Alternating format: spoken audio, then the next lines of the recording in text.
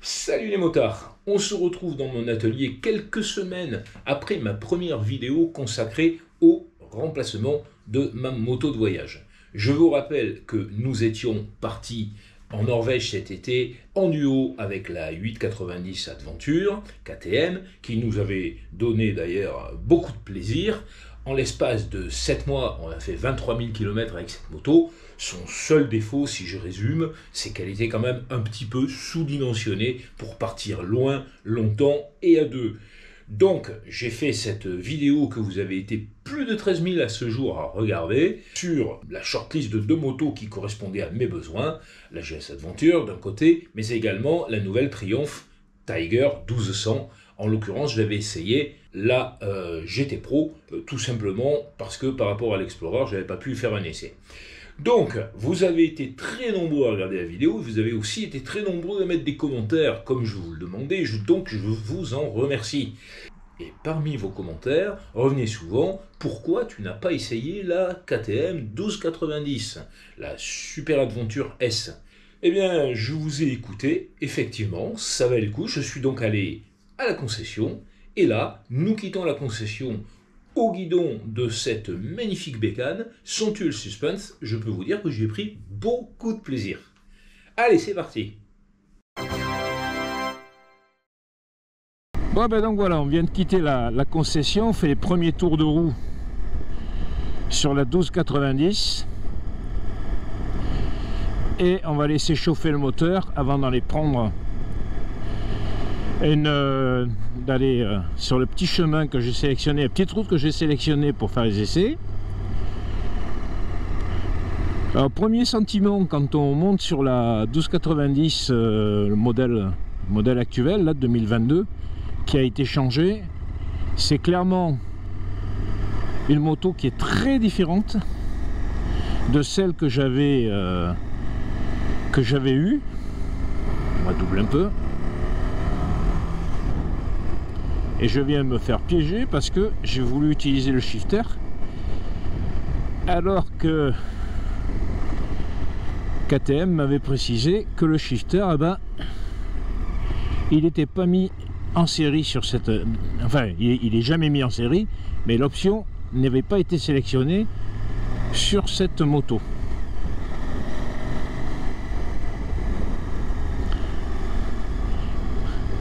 Sur les versions de démonstration, il n'y a pas, ils ne mettent pas le shifter, et ce qui est un peu plus embêtant pour moi, ils mettent pas l'option anti-dive que j'aurais bien aimé tester parce qu'il paraît qu'elle est très bien. Mais bon, c'est comme ça, on ne testera pas. Donc cette moto, je la trouve très différente de la 1290 que j'ai pu avoir parce que ils ont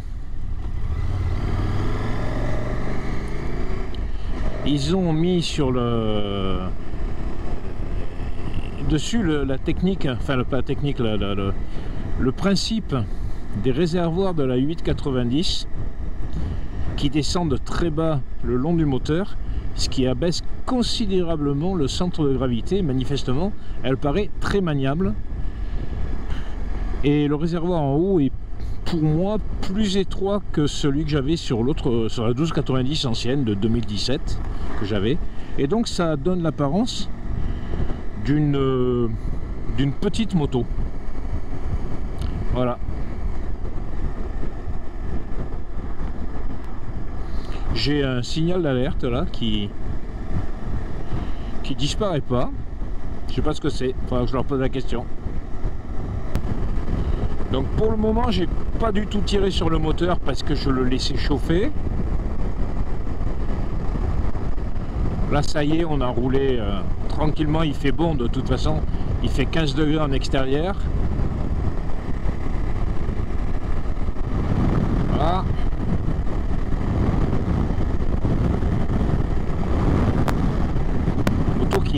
Qui ne paraît pas, effectivement, c'est vrai qu'ils me l'ont dit à la concession, évidemment c'était un discours commercial, et là je regarde, mais c'est vrai que c'est une moto qui ne paraît pas son poids.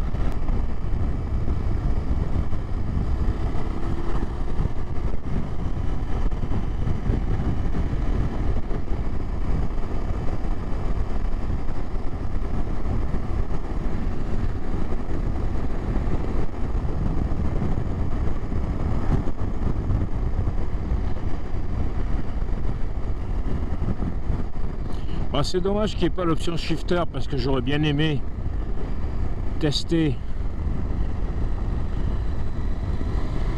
le shifter de la 1290. Maintenant je le connais sur la 890 et j'ai eu également l'ancien modèle de la 1290, donc bon, je sais qu'en général les shifters KTM ils sont très bons.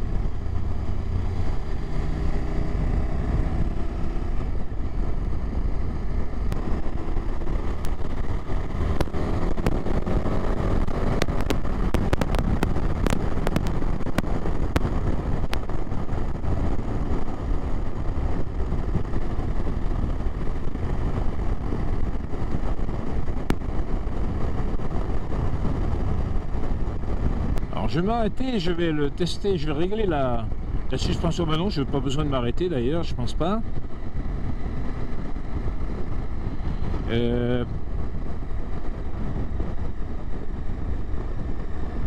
Voilà donc. Info trajet, mode de conduite, régulateur de vitesse, c'est pas ça. Ah, manifestement, j'ai pas accès au système. J'ai pas accès à la suspension, donc je vais m'arrêter pour le régler.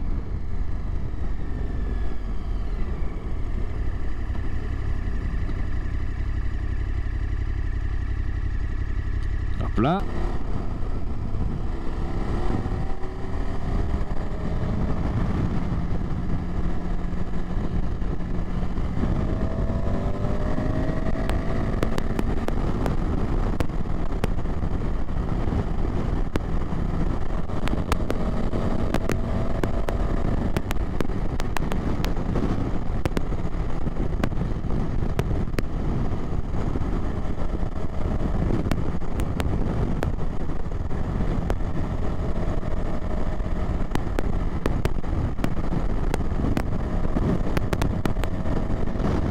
Sentiment qu'on a là quand on roule vitesse, on va dire, c'est quand même une KTM. On la place instantanément dans là où il faut. Voilà, il n'y a pas d'autre mot, on la place là où il faut. Et c'est quand même un ADN un peu sportif. Elle est extrêmement maniable avec son réservoir bas. Et clairement, on est très proche de la conduite de la 890, alors que c'est une moto qui est beaucoup plus lourde. Et par rapport à mes essais antérieurs de la BM et de la Triumph, clairement, j'ai le sentiment d'une moto qui, si je peux dire, ne fait pas son poids. Voilà. Elle est très agréable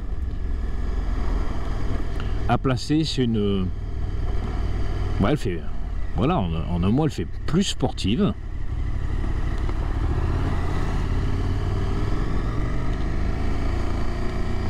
Alors par contre, dans la poignée, il y a quand même quelques petites vibrations. Donc là, j'étais en troisième et on voyait que, on va dire aux alentours de 3000 tours, ça reste jouable. Et clairement, c'est un gros progrès en souplesse. Et c'est pas non plus encore le moteur le plus souple des trois que j'aurais essayé. Mais par rapport à l'ancienne version que je connaissais, ça veut dire qu'il a réellement progressé.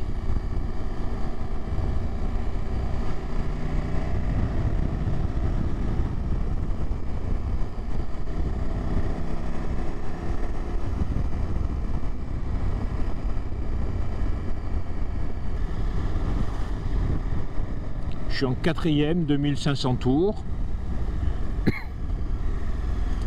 à 2. Parfois ça repart effectivement honnêtement. Voilà, Voilà, on va sortir du bled là. C'est bon. J'ai l'impression que...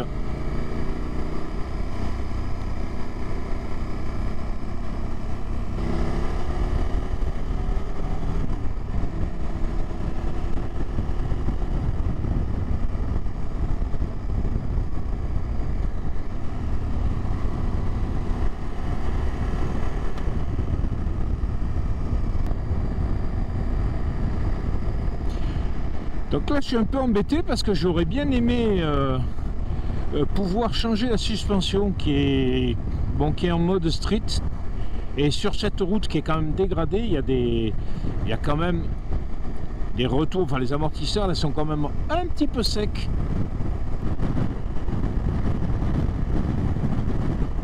Je parle en partie, pas tellement même de la selle, parce que les selles KTM je les connais, pour moi c'est passage sellier un peu obligé, mais je parle en particulier des retours qu'il y a dans la fourche.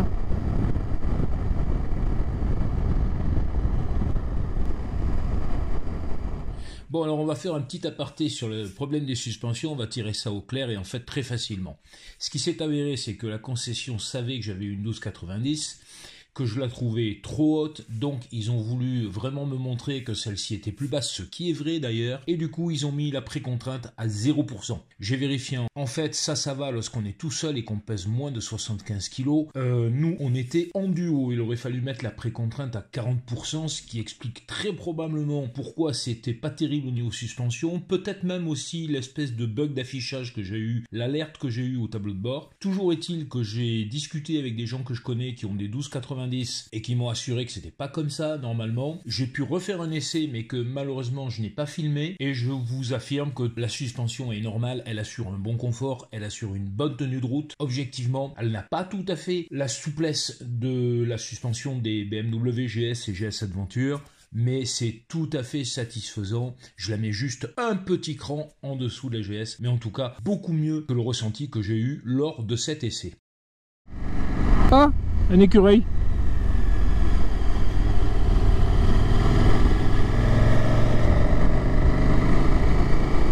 À l'issue de cet essai routier vient le moment du bilan. Eh bien le bilan, il est globalement positif pour cette 1290 qui a de très beaux atouts.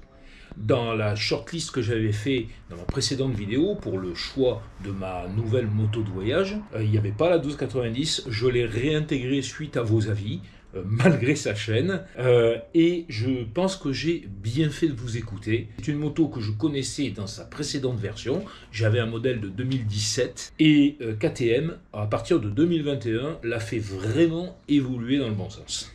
Un des premiers points que j'ai vraiment apprécié, c'est la modification qui a été apportée au réservoir, avec deux parties latérales qui enserrent le moteur, et ça a vraiment rabaissé le centre de gravité, et ça a donné une grosse maniabilité à cette moto. Donc cette moto, elle est très maniable, mais elle réussit la performance d'être aussi très stable, parce qu'une fois qu'on l'a mise sur sa trajectoire, eh bien elle est sur un rail. Donc moi je dis vraiment super, c'est vraiment un gros atout de cette bécane. Alors le moteur c'est un gros morceau de cette moto. C'est un moteur qui reste monstrueux de puissance et de fun. C'est vraiment ready to race. C'est un moteur avec des morceaux de sportive à l'intérieur. Mais ce qui est très intéressant, c'est qu'il a gagné en souplesse par rapport à la version que je connaissais. Il repart assez de 3000 tours. Et en plus d'avoir gagné en souplesse, la conso a priori a aussi été diminuée. Donc moi, dans ma recherche d'une moto de voyage, tout ça va vraiment dans le bon sens.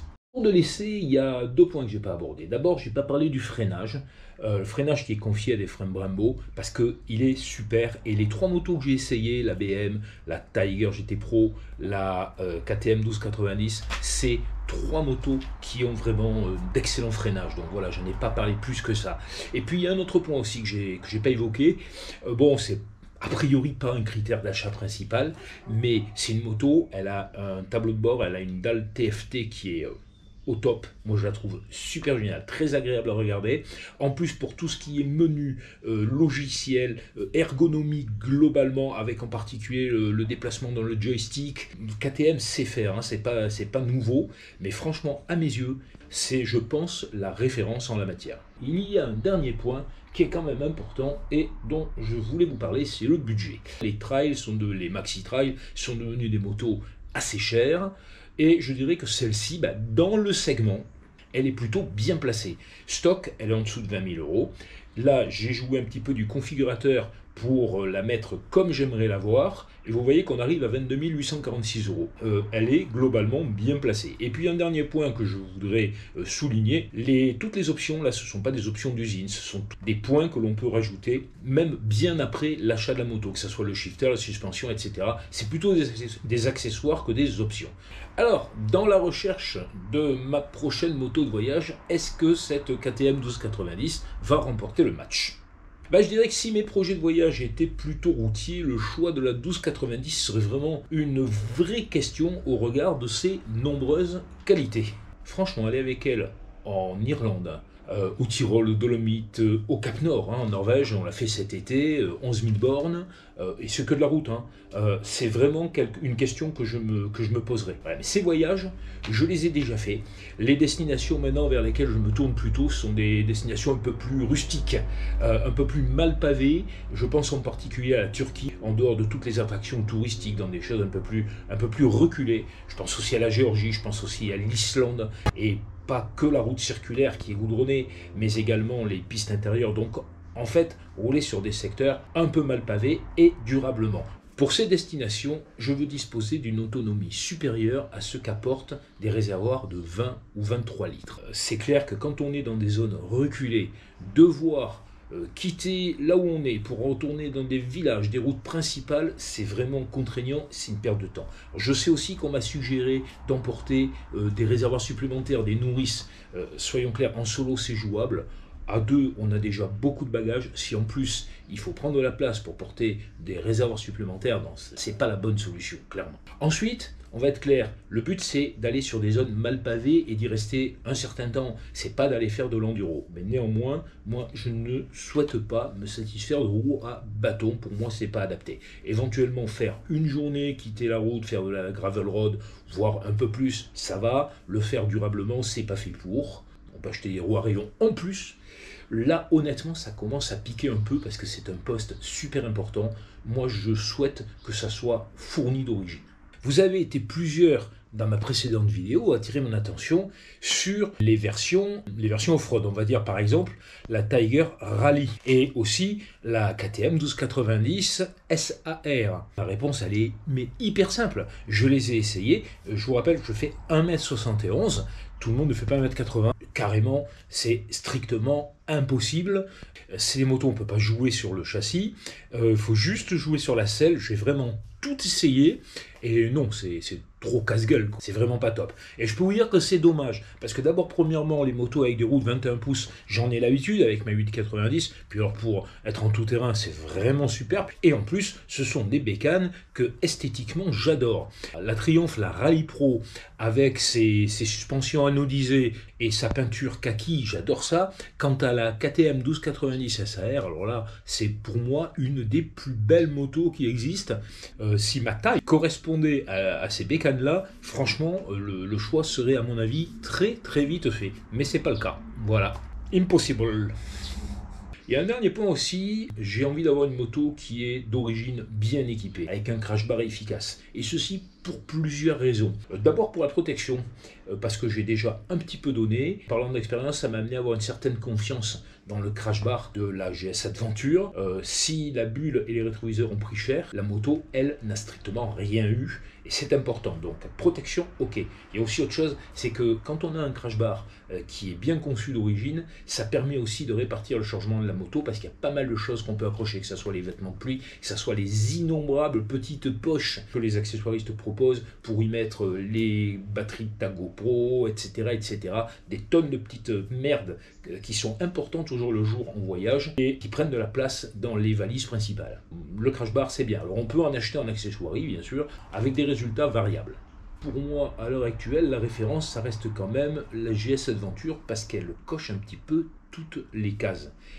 Il y a aussi un item dont je n'ai pas parlé, et c'est quand même important du haut, en tout cas pour nous c'est important parce qu'on fait à peu près 80% du haut, on fait tous nos voyages en duo.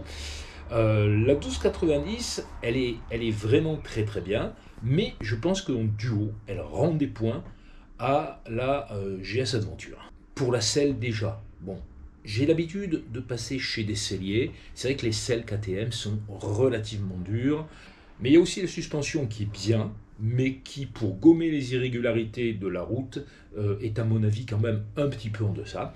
Et puis il y a un dernier détail, parce que le diable se niche parfois dans les détails, c'est la place qui est dévolue aux passagers. Si on mesure entre le dos du pilote et le top case, sur la 1250 Adventure, on a 7 cm de plus.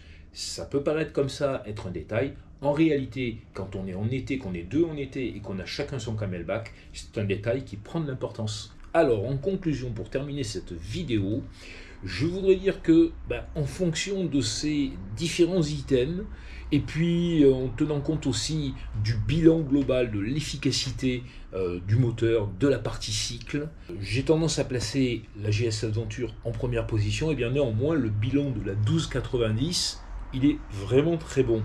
Il y a quelques années, au catalogue KTM, il y avait une moto qui était super, c'était la 1290 SAT qui a été arrêtée. Une moto avec des jantes de 19 à rayon, avec un réservoir qui était au-dessus de ce qui se faisait, c'est-à-dire 30 litres, et qui offrait une grosse autonomie. Maintenant, avec les qualités de base de cette 1290, qui, mise au goût du jour, aurait toutes les qualités pour aller challenger le leadership de la GS Adventure. Alors, monsieur KTM, si tu m'entends, voilà, c'est une petite suggestion que je me permets. Il n'y a plus qu'à. Voilà, en tout cas, moi personnellement, je trouve que cette moto, elle correspondrait vraiment aux besoins de gens qui voyagent loin, longtemps et partout. Eh bien écoutez, j'espère que vous avez aimé cette vidéo.